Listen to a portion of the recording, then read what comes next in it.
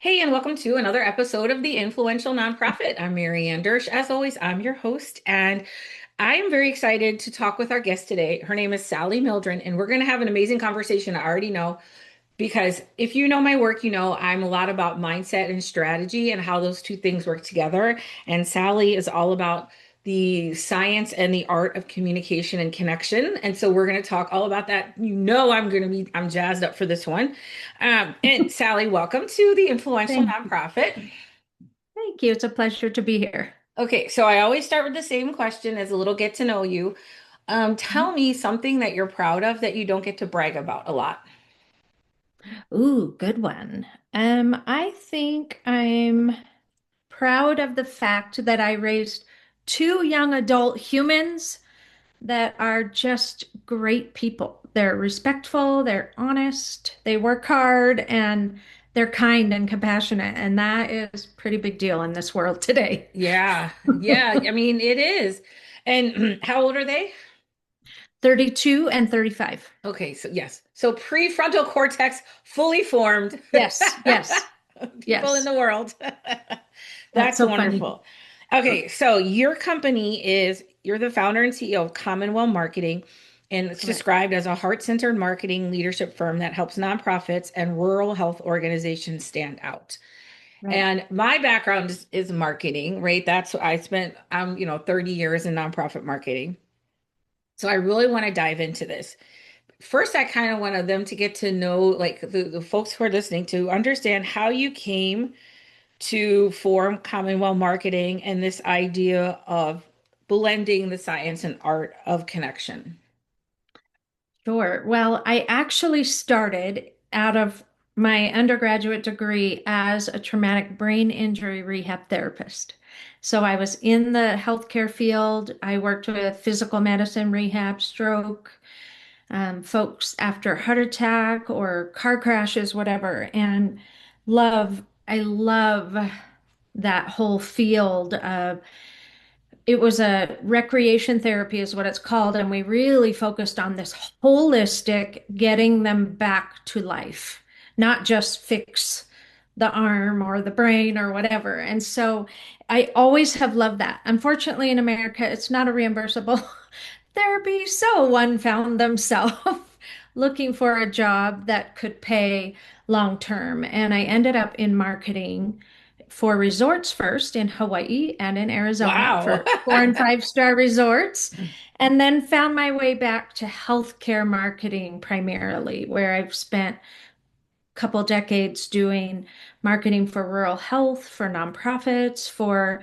really just heart-led and heart-centered and people-centric businesses, which is really the ethos of our organization. We get asked all the time, will you promote my barbecue robot? And I'm like, nope. I got nothing in my heart that is excited about a Yeah, barbecue yeah. robot. So I worked for a company 16 years, 501 Creative. They are still in existence. It was the same thing. You know, we were very specific because Mhm. working with a nonprofit was so different, right? Right. And even if it was a business that a for-profit business, but it would still was very heart-centered, it didn't work, you Right. know? Mhm. So I totally get it. That's my For those who are watching, that's my dog Tina Turner. Okay. So Love that. then so um you decided, hey, you have this background in brain injury and understanding how the brain works and now Mhm. this passion and this heart for communication. Right. So you kind of put them together. Yeah. There's so much of the kind of cliche marketing advice that you get. And we really wanted to bring that scientific rigor and discipline to marketing and not be so whimish or silver bullet chasing in our approach for our clients, because there is really a lot of neuroscience and a lot of research that shows which parts of marketing really do work and which parts don't. And so for us, it was this perfect marriage of my nerdy scientist side and our creative marketing side that loves to really be able to touch people and to engage with them meaningfully. More stuff for the sake of stuff is not what the world needs from marketers. So Right. this is really adding that insight to how does our brain respond to messages, what influences decision making, and what really makes you remember something. And it's been really exciting to combine the two for our clients. That's amazing. Mhm. What don't we understand about marketing? Like what is the thing that we're getting the most wrong according to neuroscience? Well, I feel like we try to come at people with too much. I, Okay. I mean, some of our nonprofit clients, especially, they want to pile well, we want you to know about the spring appeal, but also this May event, but then this June thing, and then for fall, we're going to. And I think that we forget, we just want to word vomit everything we know about the organization at our audience and hope something sticks. But it is far more effective. In fact, from an advertising standpoint and a memory standpoint, 20% more effective if you go simple. Simple image, very few words. That is what neurologically our brain can attach to the fastest and the easiest. And often we just try to do too much. Yeah. Our theory is in this world where funding is challenging and all the things, do better with less. Don't do more with less. Yeah. That's our theory. One of the things that I recommend to people is like in an email, like emails, like one, like mail more frequently with much less content. So instead of doing Yes. like that monthly rundown, mail Hmm. once a week with one, with one thing. And because, and to your point, it's much easier to absorb one message, right? I can grab that really quickly rather than walking through like, right. And this is, I feel like this is sort of a holdover. Like I remember because I'm a lady of a certain age when we went from print to an email, an e-newsletter. And it Yeah. was basically taking an e-new, like a print and just you were delivering it via email, which was revolutionary in like 2000 when we started this. And so I feel like that's sort of a holdover from that, Right. right? Right. And so we have like this, but the short, simple, and a clear call to action. That's what people connect to. Right. And truthfully, the thing that really will trigger attachment or attention is emotion. Hmm. So it's so far more important that we do it right than to just do it to check it off a list. Oh, I have to get my monthly newsletter out, whatever. But there has to be something in it that triggers a neural response in our brain of emotion. It's that standard story arc. The character, the ones that are really interesting, have a little bit of a juxtaposition, like maybe the 78-year-old Harley driver, Yeah, whatever.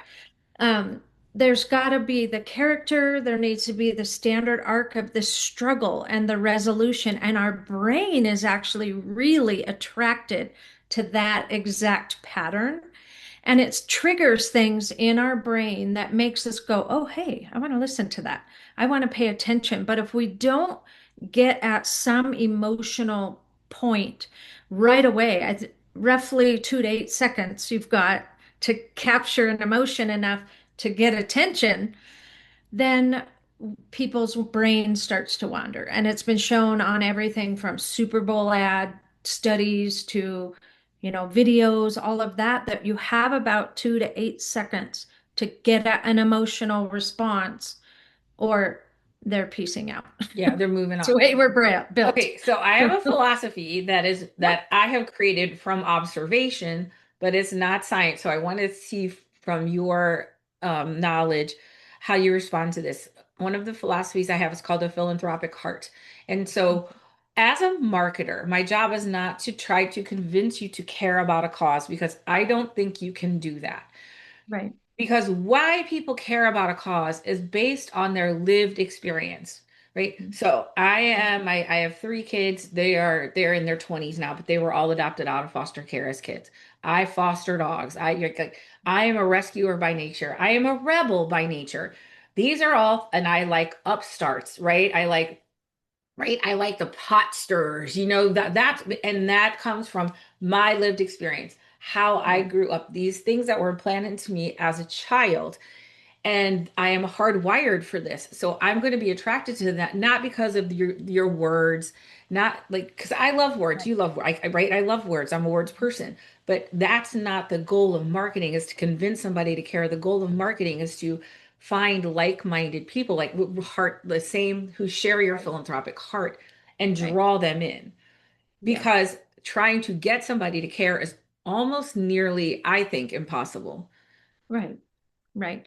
I think that I'll never forget, I was speaking one time to a chief marketing officer from Procter and Gamble, and he said to me that they were trying to get some dog food brand, I think, higher revenue. And he said to me that if we even got 1%, that would be worth billions of dollars if he got Wow. 1% of the market. And it really stood with me because I feel like sometimes we think we have to tackle the entire market. But in my case, if I'm a nonprofit marketing to you, I need to just find the ones that are most likely to convert. I don't need to find everybody. I need to look for my 1% who has, by nature, your brain is set up in a way that looks for what is important to you. Right. Dogs to rescue, Right. helping Yes. foster kids. That whole thing is something that is important to you. And when we look at how the brain operates, it burns about 20% of the calories that we eat just to function. So it's a very energy, it's like AI. It needs big energy banks to run it. And if if it takes too much energy to process something or get at what you're after, the brain's going to peace out because it doesn't want to spend unnecessary energy. And so Yeah. it's an important thing to know if my target is the Humane Society, I'm going to find Mary Ann Dersh and I'm going Right. to I'm Yeah. going to Yes. Yeah. market to her, but I'm Exactly. not going to try to get Elon Musk to get a dog. Right. Right. To care about dogs enough to get a Yes, dog. Right. Yes. exactly. Exactly. And I feel like it's a simple shift, but it's a big one because a lot of our marketing, I think, is wanting to and get people to care. And people get upset. Like, why can't I get anybody to care? And I think it's because you're asking the wrong people, Right, right? right, And the goal right, of the marketing isn't to change anybody's mind. And one of my big philosophies right. is we love people for who they are, not, Mhm. not what they have or what they can do for us. And if I love somebody for who they are, then I accept that that might not be something that, lights their fire. And Yeah, that's okay, right? There's plenty of people who are going to care about a cause. I just have to find those people and not worry about the people who aren't caring. And that's such a great shift completely. because it's like, it's such a relief. Like, oh, I don't have to make somebody do something. Like, and Right. so one of the things that I work with a lot is that underlying the energetic of weight, because that's all already tension. I'm Yes. creating tension, like, because something about you isn't right. I want you to change, right? Yeah. Something about you isn't right. And that for me is like the biggest way you can like Mhm. of creating grace and ease and flow in your work is to stop trying to make somebody do something and Right. find the people who ultimately are aligned with your cause. I love that so much. I've done a lot of energetic studying as well, and I feel like one of the things that nonprofits can also kind of leak into is desperate energy, which is very repelling. If Yes. I have a twin brother and we are nothing alike, I would give away my arm if somebody needed it. I am very philanthropic. I donate to a lot of things. I support a lot of causes that matter to me. I'm very compassionate and empathetic and focused on what others need. dude is 100% opposite. He does not give a penny to charity. I love him. He's my twin. We shared the womb. I got all of that. I got all of those genes, but there is no amount of marketing that would work to get him to want to Yes. support a humane society. Not Yeah. ever. I love what you He's said not your about target. energy because I feel like people think that that is wooey or intangible, but actually energy is science. It is documented, right? It's Mhm. real. And you're like the energy of desperation. Yes, like when you and so like when you pitch or push or try to convince somebody, it puts Mhm. them on the defensive, right? Right. And so the more and if you're acting out of fear, so one let me back up. One of the things you said was when people push all this information out, right? Oh, I want to tell you about this, because, well, I have your attention. I need to shove a bunch of stuff at you. That's Right. kind of like a scarcity mindset in a Yes. sense, Yes, it is. right? Mhm. I've got your attention. I want to shove all this stuff at you instead of an abundant mindset, which means I can get your attention anytime I need to, right? Right. And and so shifting away from that idea of the scarcity, right, and the desperation, which has an energy, like, and if you've ever met somebody and they have this energy and your whole body's like, whoa, or the opposite, your whole body says, oh my goodness, who is this Yeah. person? We can create organizations that are like that, where people are Right. like, I don't know what they're doing, but I want to know it. I got to figure this out, right? Yes. They're coming to you saying, what can I do? How can I help? Because it's that energy of attraction. And I think what I see is that people focus too much on the words and not on the energetic Agreed. underneath the words, Agreed. right? Agreed. Yeah, and I feel like, I mean, the issue isn't that people have stopped paying attention. It's that they're more selective and they're a little bit less forgiving. So if you come at them, and I've worked with my marketing teams for decades saying, if somebody approaches your table at an event, do not launch into in 1742 to today. Nobody cares. And they're just being polite and looking for the first minute to run. And that is how that desperate scarcity energy presents itself is, oh, I feel really bad for you, but I am not interested in when Columbus sailed the ocean Right, blue. right, So it's like, no, it's really, and it's kind of like a light. If we have a candle, we don't want to beat them over the head with it. We want them to warm up to it.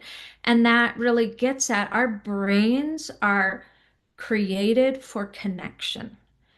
And we are physiologically, there is studies that show when people are lonely, there are whole parts of their brain that shrink.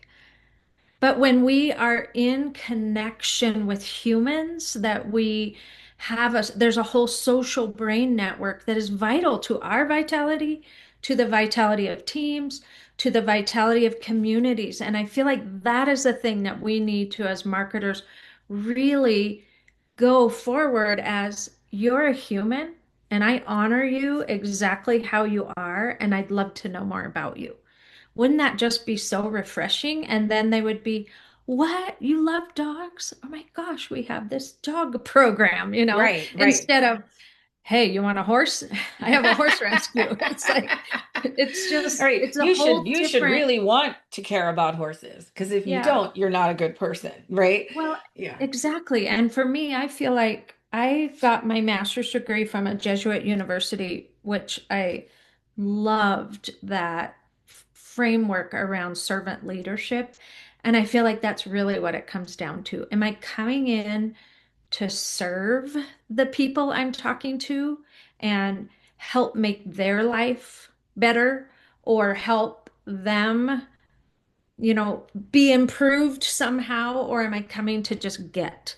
And that to me in the nonprofit world is probably one of the hardest things to get people to understand. Right. So I would love to know a little bit like how do you work with clients? How do you coach them or help them create better connections? Well, for us, we're looking, I mean, obviously we are we look at the analytics and all the data and all the things. We do all of that. But then we also really identify one thing that's almost always missing is clarity around either who we're specifically trying to get to, that 1%, instead of vaguely anybody who will listen. So we start with really focusing in on clarity and helping them understand who are they talking to, what is important to those people, where are they? Not everybody is in TikTok. Right. If it's like you just throwing things out is not a service to your audience. And so we really start with getting very clear. What are your goals? Who are you reaching? Where are they? What matters to them? And how can you be part of that story arc to make their life better or easier or warmer or whatever the answer is. And that's always where we start. And then we help them build messages and visuals that neurologically aren't going to overload your audience either. And we help them create pieces that are about who you're talking to. We're working with a rural health system right now that is a nonprofit. And every piece of their advertising and marketing is about them. It's about their robotic surgery. It's about their building. It's about their this, about their me, me, me, me, me. And yet, when you're approaching a healthcare decision, it's such a vulnerable time and you're looking for relief from pain or a doctor who will listen, a doctor who understands menopause, whatever the situation might be, we have transformed their marketing into servant leadership marketing, really Yes. about you and what you need. And we want to be here to partner with you. We don't want to stand off and pontificate and judge and tell you all the reasons why, Yes. because nobody likes that of any generation. No, no brain wants that. No. And it's interesting because I think again that maybe come from fear of like, okay, this is the philosophy that I have is that especially nonprofit, you feel less than, right? We're Yeah. nonprofit, we're Yeah. dependent on charity and so if you're feeling less than, then you have to like overcompensate. It's like we're Mhm. so amazing instead of just being honest and open. And one of the things that one of my coaches taught me was the medicine and the cure. So people will swallow any medicine if the cure is strong enough. So in your story, talking about, their machinery or their technology, that's the medicine, but what's the cure, right? What's Right. the outcome, right? Right. And so nobody really care. And but as staff, we're the medicine people. Okay? Yes. But what is the outcome? What is the difference you make? And likewise, when somebody says, "What does your organization do?" They're asking, what is the difference that you make? They're asking, what is your cure? Not Right. what do you do? Oh, we have this program, this, and you watch people just go, the light go out, right?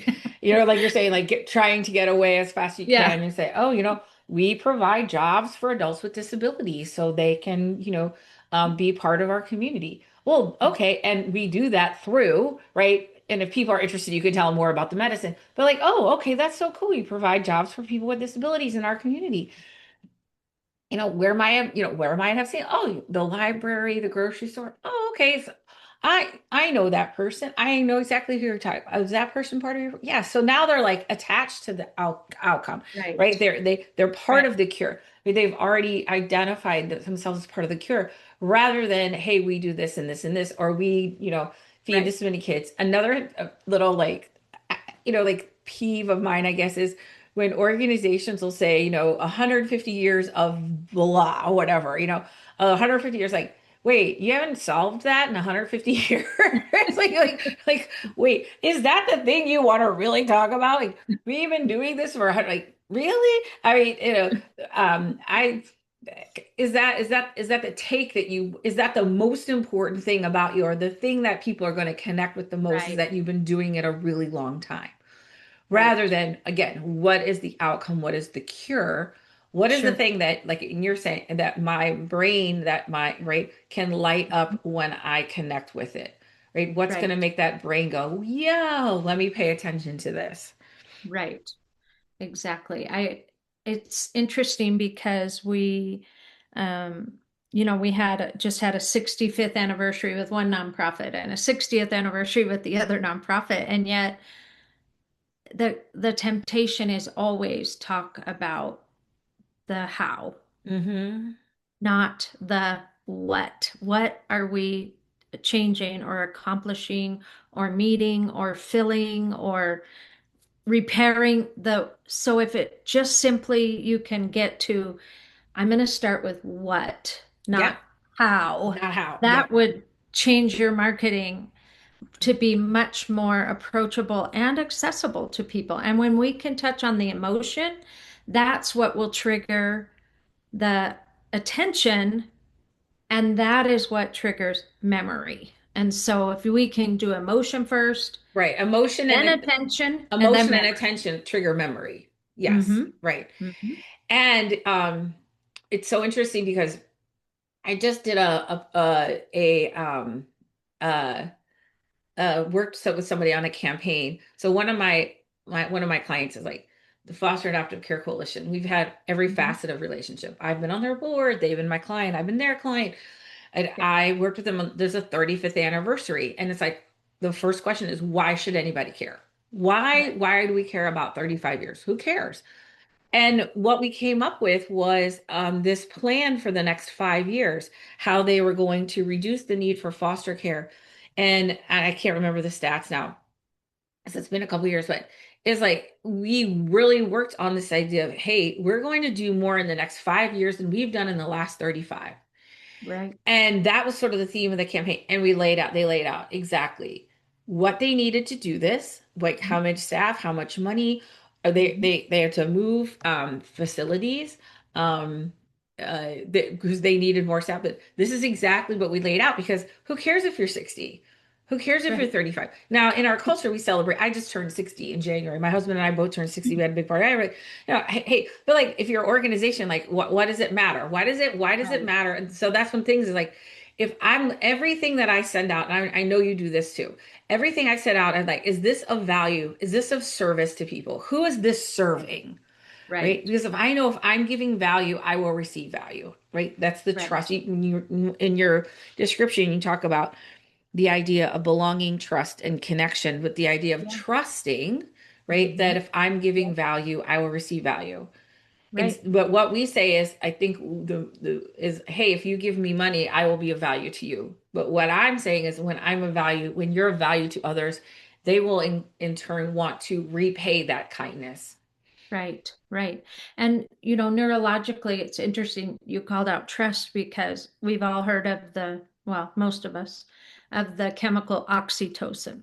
And it's literally in our bodies as women, when we have a child, there's a huge flood of oxytocin to create that bond. And it is the chemical behind that is building trust, that empathy, and that connection. And there is something that we can do in our marketing. You get told to put faces in your ads. Well, neurochemically, if we make eye contact, even through the camera, or with your dog, eye contact with your dog, it floods your brain with oxytocin, which gives you that trust and that connection. It helps build empathy, and it's where that emotional story lands. So even when we're doing um, ads or a post, that's why the faces always outperform the text post or the post of the building or the post of the whatever. It's me as a client or a patient or a human or a mom or a whatever. You're resonating with that in the image. And so, even just from that micro level, you can make your marketing more effective by dialing into what builds trust. It's that human connection, that story, eye contact, and that's a big part of it. What do people say? Well, we can't show faces. I know we get this too. We have I've uh, heard this question many times and I've answered it many times. I want to hear how you answer it. I think that I also have had somebody challenge that concept where they are neurodiverse and where direct eye contact is Sure. not good for them. And so I think that you can, if you can't show a face, I think there's still a way to insert, like we've done work with recovery organizations and when we have done really close up images of their hands or from behind them or something that is in a setting that gives that, oh wow, yeah, this person's in a struggle. And, maybe they've got tattoos all over their hands or something, or I think there's ways that you could do it. If you can't do the direct, even just the side, but we have folks that are eating disorder organizations, they Yeah. don't want the faces of their clients. I think you can find some really nice stock photography as well to use. What you don't want are the posed kind of things. You need to get that capture of That you need help, humanity. we're Yeah. here for you. And I think there are options. Maybe you have AI create an image for you that isn't a real human, and I would just, caution you to check it very carefully. It's Right. better than it was. Some of them are a little weird, but I think stock photography and healthcare, we have to go that route Yeah. often. But Yeah. that's better than two people in scrubs standing there all posed. It's like, no, boo. I could totally picture that. I want to share a little something, and then I want to ask you about rural marketing, a rural Yeah. hospital. So, um, many years ago, and I still remember this. My when I was at 501 Creative, and we would go to different nonprofits, and that was the beauty of this job was. Um, all the new people I would meet and the new projects and the new causes and missions you would learn about. But we were at Covenant House, Missouri, and in their boardroom, they had pictures, large pictures on the wall of the kids and where they used to sleep. So the kid is standing in like the cement, like sewer tunnel. One kid Mm-hmm. is standing in an abandoned house or sitting on a mattress in a band. So they went back and took the pictures. And I like that was so impactful. Now these are kids who've like been through the program. And Right. even if they were, they could probably because they're all over 18 and it's all voluntary, like Yeah. if they wanted to show it, they could. But and I just thought that is so that picture tells such a story of like Right. you're saying of the arc of who they were, the challenges they faced, and what they overcame without having to say a word, you know. Right. Right. And that this has probably been 20 years, and I still remember that room, Mhm. being in that room, and the images of those pictures. So when you Right. talk about an experience with an emotion, that's what creates a memory. And so Yeah. many times we have experience without emotion, and emotion without an experience, right? And the word, Right. but when we tie experience and emotion, that's the memory. Um, Right. okay, so tell me about because one of the things that you said is um, nonprofits and rural health organizations. Mhm. What are the challenges that rural health organizations are facing? And I can only imagine that there are a lot of them. Well, aside from all the geopolitical stress, the changes in Medicaid, all of those kinds of doesn't matter where you land politically. The reality is that 80% or more, in some cases of small rural areas, rely on Medicaid and Medicare for their hospitals. Most rural communities have to drive 40, 45 minutes to the closest hospital. And I think in 2025 alone, like 400 rural hospitals closed in the US. They have a hard time getting staff that will stay. And so that's where some of the funding shifts that have happened are really have even a broader impact because when you think of I think of the little towns near where I went to college, the hospital was the major employer. It's not just about can the patients get care. When those hospitals become at risk, everything changes for that organization. And Hmm. so we and now there's big rural health transformation money that's being released from the federal government um, that they all have opportunities to roll out some modernization, maybe telehealth, maybe new care plans, ways to get um, prescriptions to rural customers easier. They've got some money over the next 5 years, and I think that the biggest challenge is not planning change and new programs without also strategically planning the transformation that will only come through smart and strategic communication. Mm-hmm. Fine, you could set up a whole new cool bell and whistle in your rural hospital, but if you haven't strategically thought how to inform the rural neighbors and the communities and the elderly or the schools or and there's no plan to actively connect to the audience, you're going to have a cool bell and whistle that might be growing dust.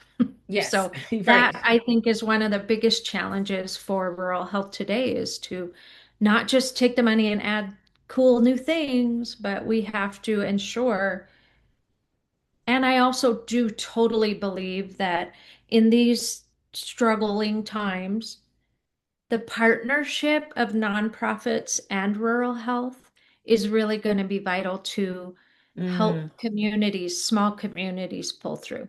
I yeah, think it's going to take this collaborative, everyone pulling on the same end of the rope to serve their community better. And I'm kind of excited to see what happens, but I also am really very loud about there's no transformation without engagement and connection because they don't know that you have a cool new telemedicine or who it's for, or we need right. to Or how make to them access trust it. it. Right, right. They Why would I needed to want to use it? trust Yeah. it. They need to Yeah. trust it. And that's a big Mhm. thing, Yes. trusting, Yeah. and not just access or that you have it, that people will trust it enough to use it. And Right. that's the basis of any relationship is trust, Right. right? Yeah. Or that it's as good as. Maybe they'll just drive 2 hours to the city because Ah, there is this biased perception that the city is better. So even getting people local to trust, there is a gap there for those organizations. And that's like the one we're working with to change their messaging. We have come up with a whole external campaign that is frankly really good. I'm so excited about it. And the messaging is just so honest and easy to get and access and believe. And I'm really excited for it to launch. It hasn't launched yet, so I can't tell you, but I'm so excited about it because I feel like it just makes everyone in that rural community seen and know exactly where to go. that's So it's pretty amazing. exciting. Yay. Now I'm excited. Now I want to see Yeah, it too. I know. You know what? Somebody on my podcast said once, uh, good marketing, good communication looks effortless. It looks easy. And a lot of times we don't respect what it takes to get to Right, effortless and easy, right? To right, get to that clear, simple idea. It right. takes, like, I think the Mark Twain quote is, I would have written you a shorter letter, but I didn't have time. It's Yeah. like, it takes, and so good Yes. marketing feels effortless and not really understanding it takes expertise and work Hmm. and, and guidance and time to really hone in on that simple message. Clear and convoluted, right? And complicated is a lot easier to get to than clear and Exactly. concise. Exactly. Easy is very hard to get Yeah, at. you're right. And then It so with is. having this simple, clear idea that's easy to understand, that's value basic, and no wonder you're excited because it takes a lot to get there. And Hmm. that I think, especially like from a board perspective or whatever, like why can't we just do that? Because it takes a lot to get to something that simple, you know? Yes. And it is I was joking with another friend who's a communicator, and we said, being simple is the hardest work of all. Yes, it is. It absolutely is. Okay, we are running out of time. So I always ask, well, is there anything else that you would want, a nonprofit leader to know about, marketing and connection and the brain? that we I didn't get to just, cover already? I think we've hit it mostly, but I want to just say that um, if if you want to build better marketing, better teamwork, better collaboration, all of that, these same principles apply where your message is more impactful, your teamwork is more collaborative when you operate in this way internally in your organization as well. I feel like a lot of times we're all siloed inside trying to share this collective message that we aren't sharing inside. And so we really believe that to be super effective and impactful externally, you need to also be practicing these messages internally. That is very true Mhm. because we have to communicate effectively internally before we can do it externally. Right? Right. And a lot of times Right. people say, oh, if we clean it up internal, it'll fix it. And no, it's communication with, right. First of all, it's my own Yep. self, my communication with myself, with the team, and then external. And that is definitely the path to follow. All right. So Right. the last question is you are in Santa Fe, right? And Yes. I'm in St. Louis. But if we ever wind up in a karaoke bar together, I don't know. You've been to St. Louis a lot of times. I'm Yes, I have. um, We have a great what little tapas place around the corner. Yeah. Yeah. Okay. So if you're ever in St. Louis or we wind up at a karaoke bar together, what is your go-to song? Sally, what are you singing for me? Oh my gosh. Ooh. I love me some Natalie Cole, so I'd probably sing Natalie Cole. Oh, Probably okay. Love. Do I know that song? L is for the way you look Oh, at of me. course, love it. That's Oh, that's beautiful. Of course, mhm. it fits you so perfectly. Yeah. You're heart-centered. Of course, your karaoke will be heart-centered. Yeah. This has been wonderful, Sally. What is Yeah. the best way do you have any resources you could share? Whatever you have, we'll put in the show notes. But what Sure. is the best way for people to get in touch with you? Well, commonwealthmarketing.com is our website. We've got a whole toolkits and free templates and all that there. And then we Yay! also have the leadershipcafe.com, which is a free online community for nonprofit and rural health marketers. And we do trainings and webinars and community and ask questions there. So leadershipcafe.com. All right. Thank you, Yeah. Sally. I appreciate it. And if you want to connect with me, as always, my link is in the show notes. And this has been wonderful. Thank you so much. Yeah. Thank you for having me. I'm grateful. And we'll see you next time on the Influential Nonprofit.